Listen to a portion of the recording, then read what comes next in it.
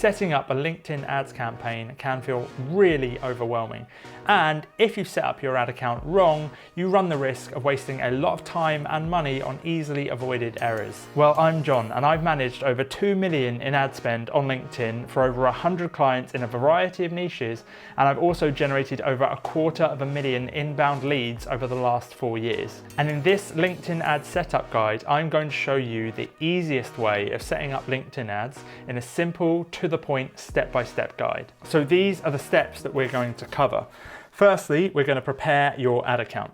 Then we're going to create lead gen forms. Then we're going to create audiences. Then we're going to set up campaigns. And finally, we're going to upload the ads. I've also put timestamps below so you can jump to a specific section if that's where you need help. Also, in case you don't know who I am, my name's John. I run a company called Min-Max Media. It's my mission to create the most simple, efficient, and effective client acquisition system possible, something I've dubbed the Controlled Growth Framework, and to help you by either teaching you that system or implementing it for you. If you want that help, there's a link below. So step one is to prepare our ad account. First off, I'll show you how to set up a LinkedIn ads account. Just log into LinkedIn, and in the top right where it says for business, click there and then click on advertise. If you don't have an ad account already created, what you do is you press create, you name your ad account, put the currency that you want that ad account to operate within, and then you select a page to be associated with that ad account. Once you've done that, you have your ad account set up. I'm going to go to a test account that we've got so I can run you through everything over there. Once you have your ad account set up, you need to add a billing method to that account to be able to run ads. To do that, all you need to do is on the left-hand side, click on account settings, then go down to billing center. And on this page here, you would press manage credit card and you would add a credit card after you've logged in. Also, when initially preparing your ad account, you can install an insight tag on your website, which you can later use for conversions. I have a completely separate video on that, which I'll link below. For this setup guide, we're going to use lead generation forms. And the reason we're going to do that is it's a lot easier. And if you're just starting out, I'd strongly recommend you start with lead forms as opposed to landing pages, as that's a little bit more advanced because there's more things that can go wrong. Now, I'm making the assumption with this video that you already know exactly what it is you're going to advertise and you just need a setup guide. If you're not sure exactly what to advertise, what funnels work, I have an ultimate guide to LinkedIn ads, which again will be linked below. So first off, what we're going to do is we're going to set up a lead gen form. The reason we have to do this first is when it comes to building the campaigns, you have to associate a lead gen form, and that lead gen form has to already be created. So if you haven't created it now, you're just going to have to stop what you're doing halfway through the campaign build and come back to this. So it's best to do it first. So first off, on the left-hand side, we're going to click assets and then lead gen forms. Next, we can press create form here. We want to name our form. I'm just going to name it test for now. Select the language it's going to be in, and then you want to state your offer. I'm going to say that we're doing a free demo, right? And this is going to be for HR reps. So the offer headline should reinstate what it is that you're offering so that they understand the value they get from completing the lead gen form. The offer details should provide some benefits. So get X, get Y, get Z, right? Something like that. We have copy templates for all of this as part of the Controlled Growth Framework below. You don't need that stuff, but if you're wondering what to put in, we have got you covered. Next up, you have to input your privacy policy to be able to create a lead gen form. So make sure you have a separate page on your website that is a privacy policy page. Just link that in there. You don't need to put anything in the privacy policy text optional box here. Next up, it comes to specifying the fields that we want within our lead gen form. Within a lead gen form, I strongly recommend you go with first name, last name, and email address. You can also go with contact, phone number. Doesn't massively impact the conversion rate of the lead form because it's pre-filled most of the time. However, does give you an entirely new method of communication, and the value of that far outweighs any detrimental effect there would be on lead form completion rates, because you can then call your leads instead of just emailing them. You should also select the LinkedIn profile URL that appears at the bottom as pre-filled, and again opens up another method of communication for you and that lead, thus improving the quality of the lead in terms of how you can contact them. Also, we want to come down to company and put in company name. This just helps you find out more information about the lead. This is like the minimal amount of information I would put in here. You can start adding in even more fields, but the more and more fields you get, the slightly more resistance there will be, and therefore the lower your lead form completion rate will eventually become. You can also add in custom questions if you need those, but just be aware that will affect your lead form completion rate. In terms of lead generation forms, the more friction you have, the less leads you get, but generally the higher quality. The less friction you have, the more leads you get, but the lower the quality can be. So it's a balancing act. If you're getting too many leads at low quality, add more friction. If you're not getting enough leads, remove friction. That's essentially how it works. Once you've completed this section, we're going to go down to confirmation. Now, what I strongly recommend whenever you're doing a lead gen form is to make sure people know that they are not done once they've completed the form. We want to have something like you're nearly done. Click below to book a time, right? So our offer was a demo. We capture the lead with the lead gen form, but then we want to send them on to a landing page where they can learn a little bit more information and they can book a time for the demo. So I strongly recommend doing this. Set this here to view now, and then the landing page URL should be a page on your website which has a schedule booking tool such as Calendly. So you put that in there. I'm just going to use this here because this is all a test account. So we'll put that in there and then we press agree and create. That creates our lead generation form here and completes step 2 of the process. So next up for step 3, we're going to create our audiences. This can actually be done in 2 places, but one is far more beneficial than the other. I'm going to show you both though very, very quickly. So in a second, I'm going to show you how we set up a campaign, but you can set up your audiences as you build out a campaign under the audience section here. Right, so this section here, we can build out our audience here and it will give us some information on the right hand side as to our target audience. However, it doesn't give you as much insights. So a far better way of building audiences is to come to plan on the left hand side and then audiences. And then we go to saved audiences here. We press create audience. This brings up this view here. Now this is exactly the same view as you get when building out a campaign, but as you can see on the left hand side, we have this insights section. Now, when I start filling in data on the right hand side, what that's going to do is give us insights into that audience. So we can get additional insights into the audience before we even start to run ads to them. And you don't get that ability if you do it when you're building out the campaign itself. Now, when building out campaigns and audiences, ideally this is the structure that we want to use. And again, I'm going to show you all this in a second, but we have our campaign group, which is basically a folder. We just group together approaches so we keep our ad account nice and tidy. Then we have campaigns underneath that, and then underneath that we have ads. This is where you set objectives. I strongly recommend you use campaign groups just to organize things, and you set things like the budget, schedule, bidding, objectives at campaign level. But this is essentially how you structure something. Now, when building an audience, really you want to build 3. So what we're doing right now is we're trying to build a campaign for HR reps and we want to offer a demo, right? So I'm trying to reach out to HR leaders. Now, I could just go in and create one audience, which is job titles HR leaders within the United States. Simple. Really though, I don't want to do that. That's not best practice. What I want to do is I want to create 3 different audiences. One for people targeting them based on job title, another targeting them based on their job seniority and function. I'm going to show you how to do all of this in a second. And finally, a wildcard, which is specific to your exact situation, which again, I'm going to talk through in a second. The reason you want to set up 3 campaigns and have 3 audiences is these are 3 different ways of targeting the same people. And you'd be shocked the differences that come about when you launch 3 campaigns with exactly the same ads targeting the same people in different ways. Almost every time we do this, one of those 3 campaigns outperforms the other 2, and it differs every time depending on the audience, the offer, the industry, etc., etc. So you have to test all 3. I cannot stress this enough. Everyone seems to ignore this piece of advice, but it's genuinely the most valuable piece of advice I can give. So we're going to set up 3 audiences right now, and then later when we come to set up the campaigns, we're going to set it up just like this. Also, if you need a quick way to name things, just steal this. This is how we name everything. Okay, so I'm going to go back to the audiences section over here, and I'm going to first build out that job title campaign, right? So job titles, and I'm just again going to name it test to keep our life easier. Now I want to target people in the United States. Okay, and then we want to start narrowing our audience. I'm going to press on narrow, and as I said, we're going after job titles. So go job experience, job titles, and I'll start typing in relevant job titles. So HR director, HR lead. And anyone, by the way, when you're doing this, only do it with people who you have a proven track record for.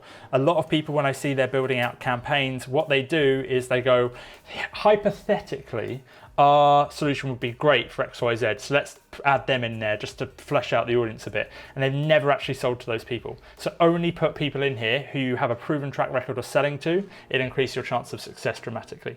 So we're going to add in some job titles. Next up, we probably want to add in additional criteria to layer that audience. Now, this is our predicted audience size. Ideally, you want that predicted audience size to be between 50,000 on the low end and 500 on the high end. There are exceptions to this rule. Sometimes you can go lower, sometimes you can go higher, but generally speaking, for most of you watching it, you want to try and get within that range there. Don't get me wrong, there are exceptions to that rule, which if you want to book a call, a link below, I'll talk you through what those are and if that applies to your exact situation. So we want to start layering in some different things. So what I strongly recommend doing is company industries, because you probably don't work with every industry. Go through these in your own time, but let's say we want to do it with education and we want to do it with financial services, hospital and healthcare, we would add some in. Also, point to note, when you're adding in layers, so you want to reduce your audience by being more specific, make sure it says and. As you can see here, I've got job titles and they also have to work at these industries. If, and my audience size right now is 48,000, if this is or, and I go confirm, that audience size goes to 42,000. What that's doing is it's now targeting everyone who has those job titles across any industry, and it's also targeting every single person across the industry of education, finance, hospitals and healthcare. So it's not actually targeting HR anymore, it's targeting CFOs, CEOs, it's targeting interns, it's targeting garbage men. Like, it's targeting literally everyone, and therefore completely skewed targeting. You don't really want to do that, you want to do and. I also strongly recommend, for most people, adding in audience attributes, company size, and then whichever company size you operate best within. Don't get me wrong, some of you, it'll be like, we can work with any company size, but for the most part, most of you have a sweet spot. So we're going to build that out. Once we've got that, we have this over here. If I press apply in the bottom right, it brings up our insights. And now I can start to see additional information about this audience, such as where they're located. I can click along to see what their interests are, where they're located, what sort of job roles they work in, and I can even get a list of companies that sort of highlight the type of companies that are being targeted within this, right? And again, additional information. This can really help before you launch your campaign, get things set off on the right foot. So that's the first audience we're going to do. Once we're done, we need to come up here under manage and press save. And we're going to press save like that. That's our first audience. Now, when we build out our campaign in a minute, it means we don't have to do all this again. We just select it from a drop-down list. But as you know, we're not done, right? We've done our first audience, which is job titles. We now need to do job seniority and function. So what I'm going to do is head back out here, and lately, at the time of filming this has been quite buggy, unfortunately, and that's a LinkedIn problem. So what we're going to do, come back in here, and we're going to do job sen plus func. Right, test. And this time, same thing, we're targeting those same people. So same process I just did, I want United States. Okay, and then I want to start narrowing, but instead of doing job titles, this time I'm going to go job experience, and I'm going to go job functions, human resources, and then I'm going to go narrow, and again we need to make sure this is and job experience, seniority, and then I can add in, let's say, director level, right? Close. Now, if I add in some industries as well, same rules apply in terms of those other things that I said a second ago. So we add in some industries. Right, construction, financial services, hospitals and healthcare, right, just as some examples. I know that didn't work just then, but whatever. Company size, let's add that in as well. Okay, now what you might notice, if you built the same audience with job titles and job seniority and function, so everything else was the same, it's just this was different, you might notice that your audience with job function and seniority is larger than your job title audience. And this is where that point of targeting the same people in different ways come in. LinkedIn, your job title is a free text field. You can put in whatever you want to put in there, it doesn't matter. But in the back end, as you can see, as we've been doing here, it's all prefixed. Like, I can't just type in the name. It's like preset by LinkedIn in the Ads Manager. So there's a disparity there between a free text field and between something you can select from a drop-down list. And as a result, a lot of roles get missed out. So it shortens and smallens your audience size, which can mean costs are slightly higher. Don't get me wrong, there's pros and cons to both of these approaches, but that's why we're doing one as job titles and one as seniority and function. Again, once I've finished, I'm going to press apply. That gives me insights on the left-hand side. I'm going to come up to the top, press save, and then we're going to save our second audience of job seniority and function. Right, there it is. Next up, we need to do a wildcard. I'd strongly recommend you do this, okay? And this varies depending on your exact situation. So this is very specific to you, but the example I'm going to give is we're still going after people in HR who are directors, right? So let's just do that really quickly. Meanwhile.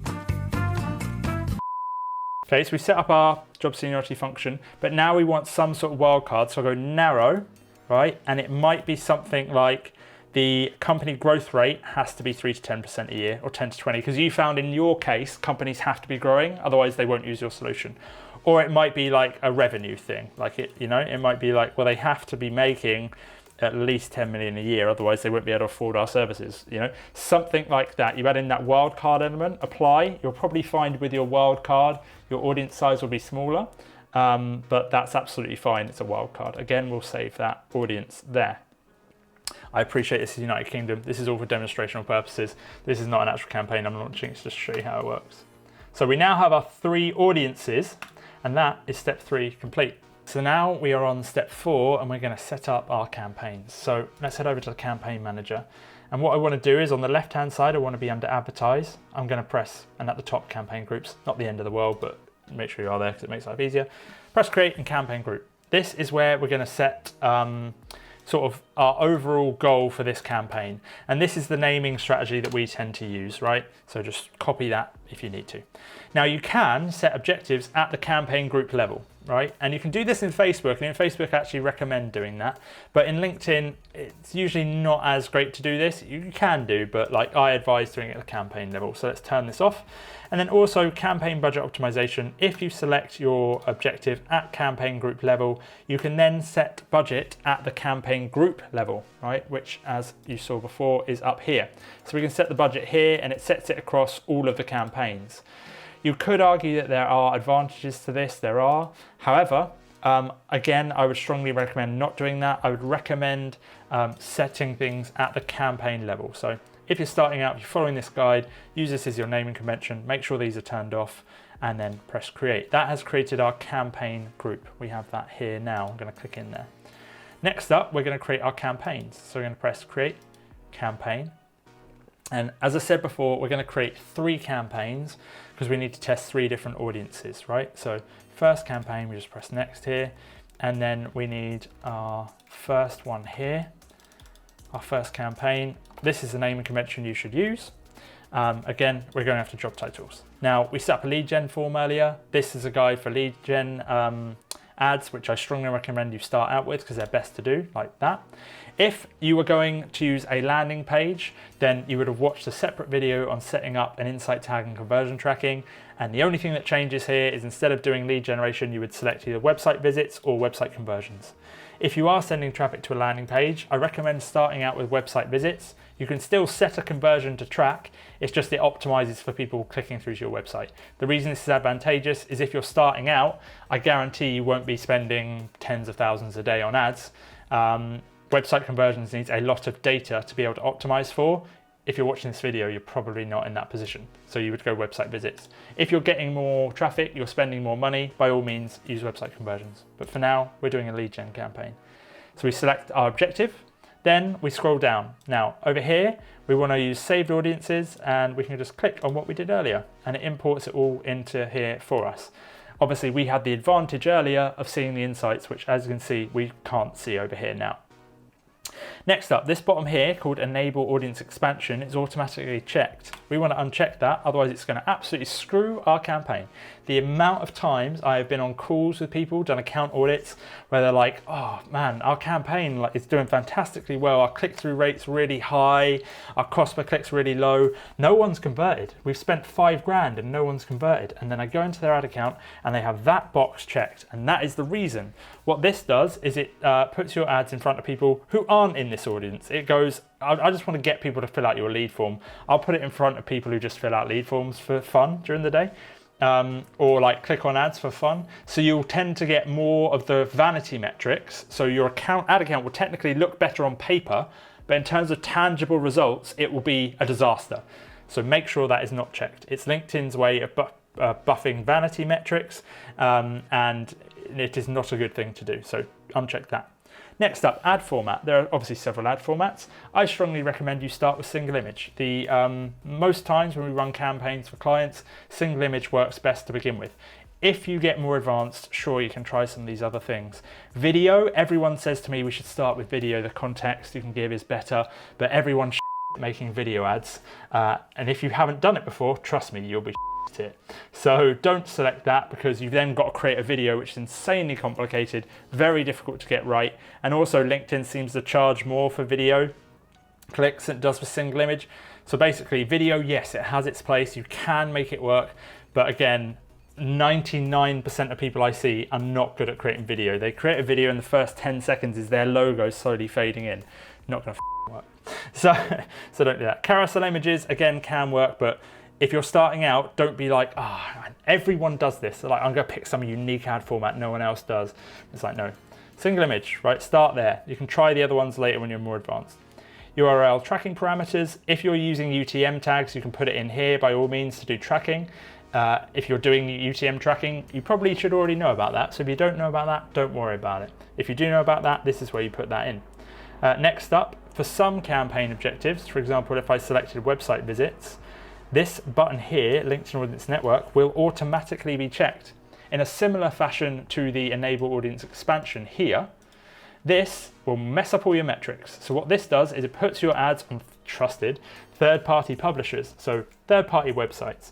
And again, it will massively boost your vanity metrics within the campaign manager. So your CPM, cost per 1,000 impressions, will be lower, which is technically on paper a good thing.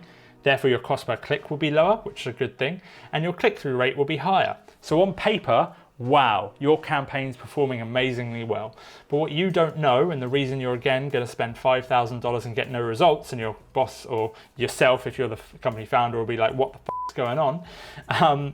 Basically, what's happening is those ads are being put on like just weird websites where people have to click to get through the ad to get it out of the way, or it's bot traffic. So on paper, the vanity metrics look great, but you'll find that no one actually converts from that traffic. And this will chew through your budget. It will just absolutely obliterate it. So make sure that's turned off. Again, when I do account reviews and people are like, it's not working, I don't know why it's not working, it's because that box is checked and it's because that box is checked. And this is why at the very start of the video, I said you can set things up and technically and waste loads of time and money. Down here is where you set budget. I recommend going with daily budget. You can set a lifetime budget if you really want to, but I'd recommend going daily just because it sort of signals to LinkedIn that you're in it for the long haul, basically. So, and then just keep checking on it daily. You can tweak things, it's a little bit easier. Set a start and end date. I suggest doing run campaign continuously. But again, if you want to, you can set something else. Down here, when it comes to bidding, if you're starting out, you want to set it to leads.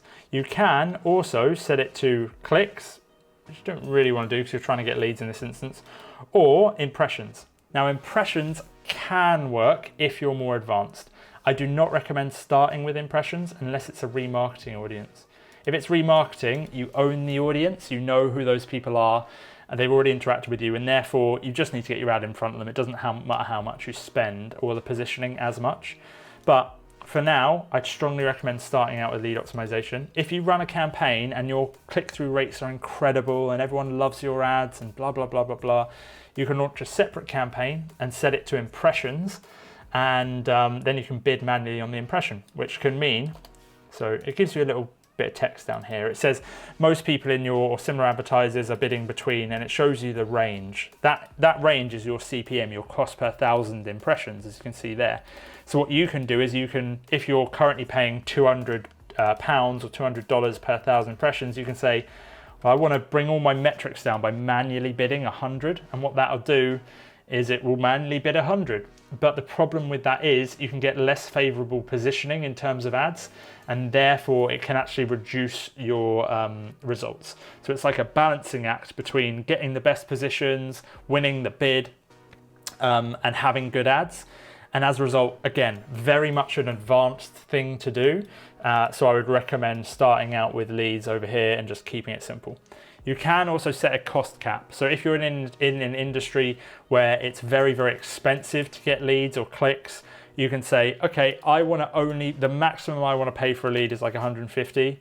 Obviously, if you look at this bit here and it says, we recommend at least a cost cap of 324, similar advertisers are spending between this much to get a lead.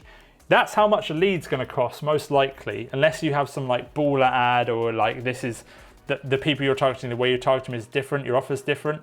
That's probably how much your lead is going to cost. So if you go in and say, I only want to pay 150, but everyone else is paying like $250, $300, $600 or pounds a lead, which they can do in many instances because a client can make you like 100K a year.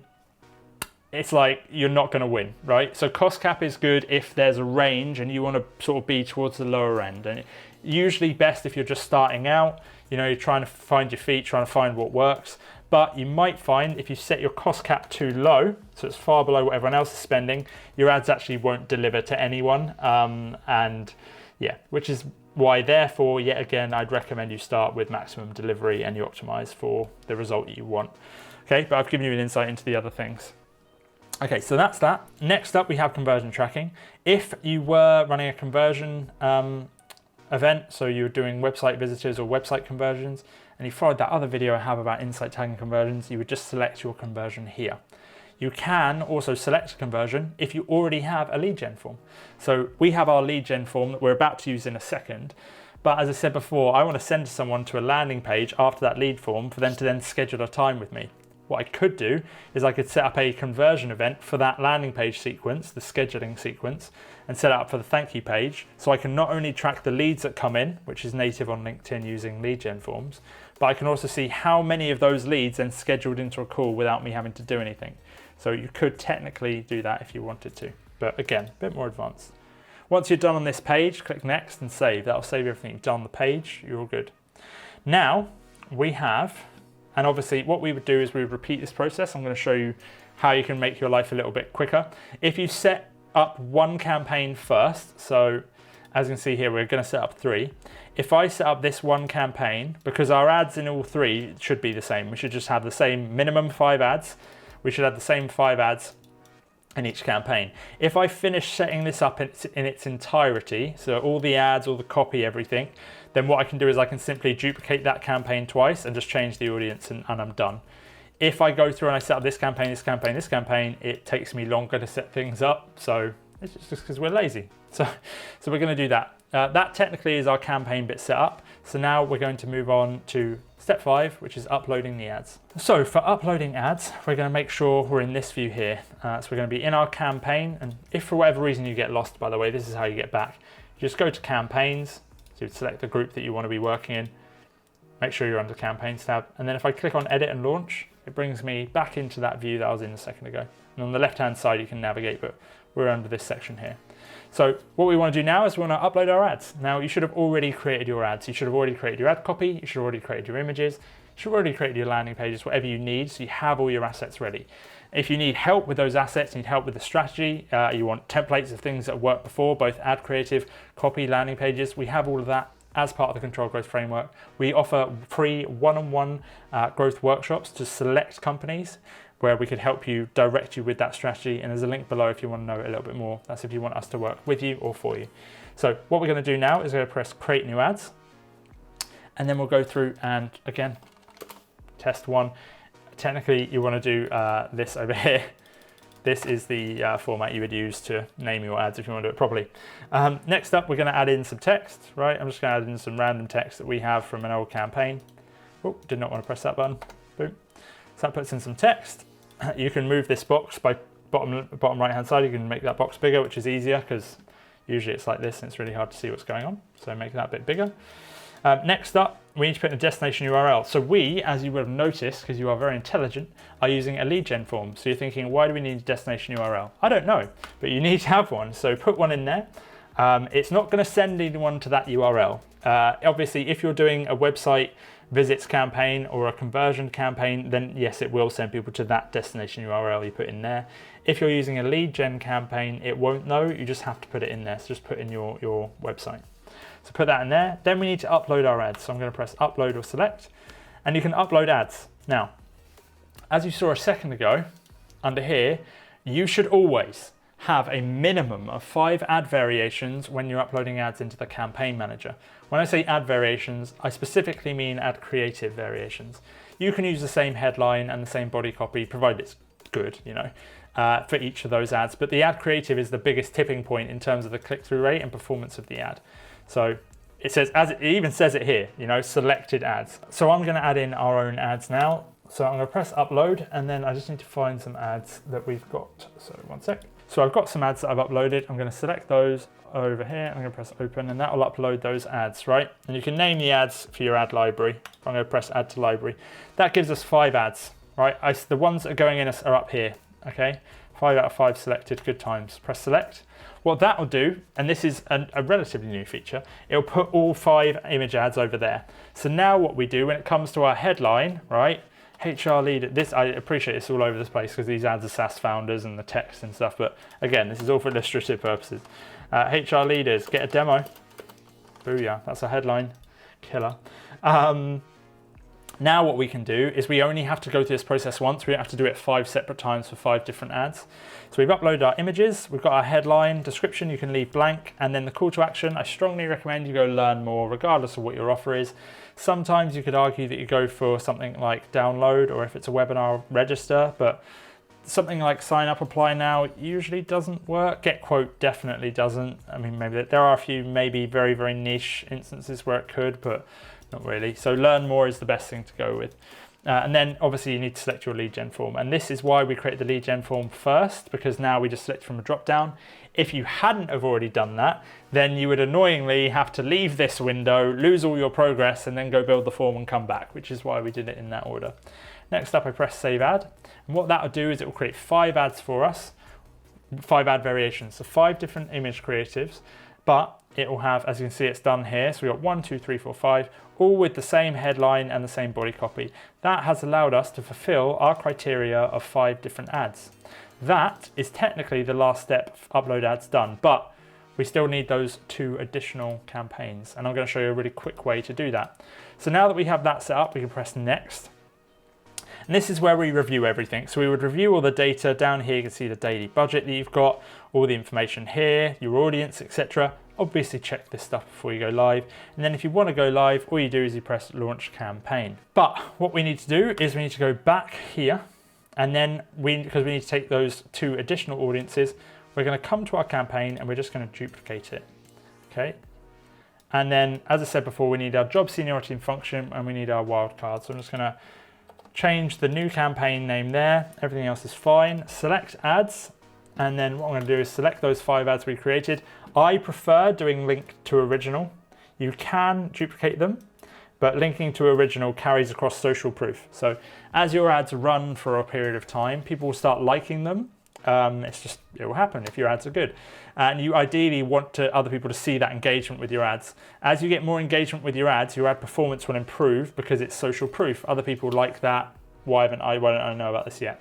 So by linking to original ad, it shares that engagement across campaigns. Now, don't get me wrong, there are advantages to duplicating and to linking, but for starting, I would definitely do this, right?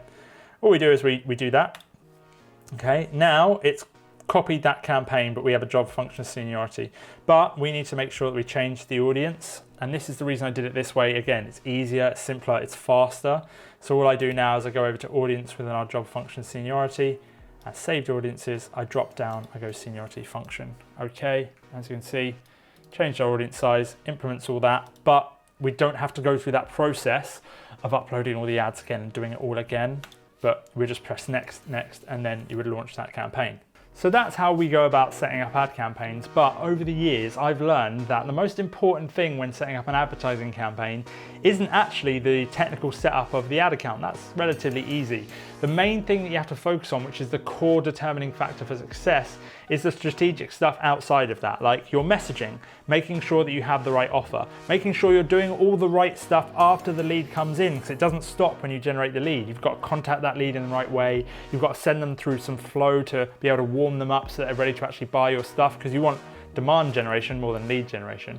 Now, thankfully, in this video right here, I cover how you can go about setting up a full strategy, complete end-to-end strategy for acquiring new clients through LinkedIn or any means. It's basically the most effective things we found from millions in ad spend for hundreds of clients, generating over 250,000 leads. I've compiled all that into one video, and you can follow that to make sure that you have client acquisition conquered.